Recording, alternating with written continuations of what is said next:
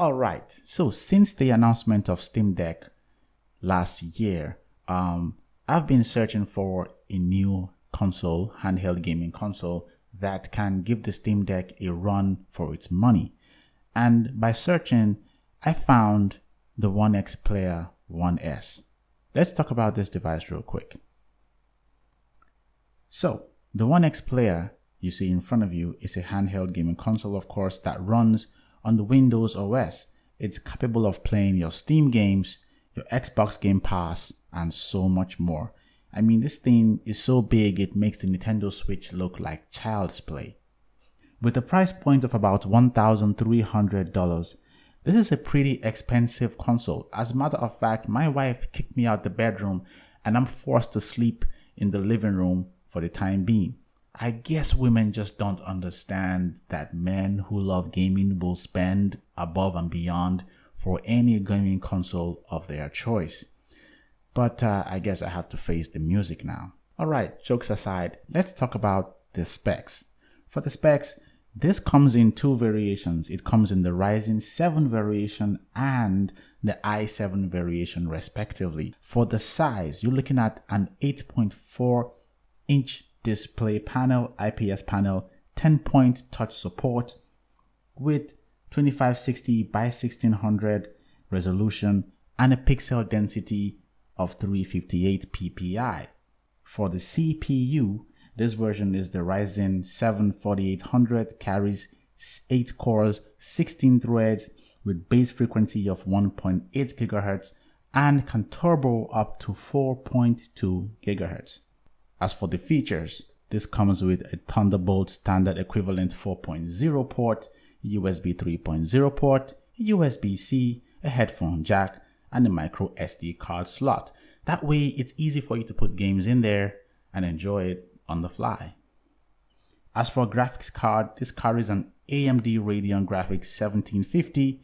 It's not the most powerful graphics in the world, but it'll get the job done as far as playing games that are not high demanding. From memory, I have to say the memory is pretty impressive for a handheld gaming console, as this packs a 16GB LPDDR4 RAM and a storage capacity of 1TB, upgradable to 2TB if you choose 3.0 M.2 SSD. You have enough storage space with the extra additional SD card slot.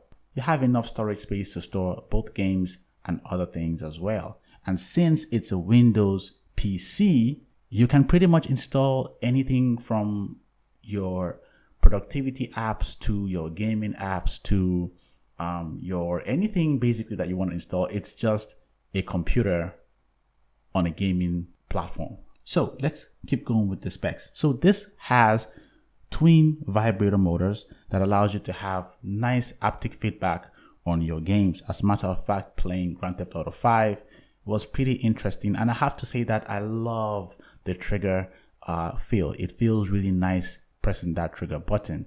So yeah, that's really cool. The button is really spaced out nicely, and the touchscreen is pretty sensitive, and it's nice typing on the screen. I think this console will give Steam Deck a run for its money, and with Steam Deck coming at the end of this month, I would love to put them head to head and see how they both stack up.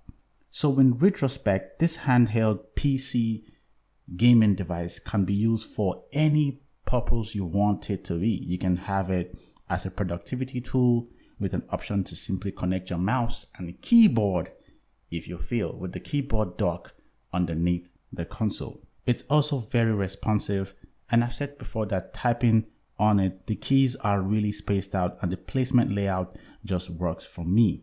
So if you turn the back of the console, it has a stand where you can place it on the table and connect your keyboard or whatever and just enjoy gaming.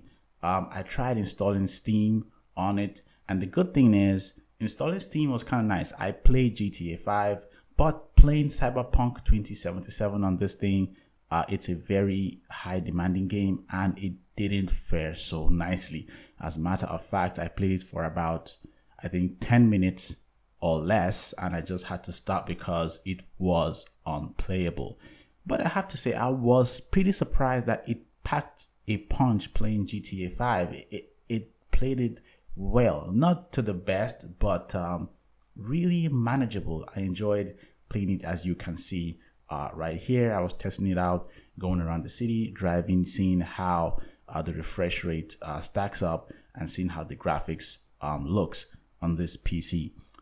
It's really interesting to see how you can pack so much power into a small device. Now, don't get me wrong, it's not a full gaming console that will render gaming strictly like the PSP or the Nintendo Switch OS, but for a new device and for this to still run Windows as well, I think it's really impressive. So that's pretty much what I got to say. The build quality, it feels nice. The dual fans really feels it blows when you play the game. I didn't play for too long, so I really don't have a definitive answer as for what to expect for cooling. I just know that the fans really come on, and when you're running the game on turbo, the fans really blast. And with those vents in place, it really makes it really easy for this console to have air pass through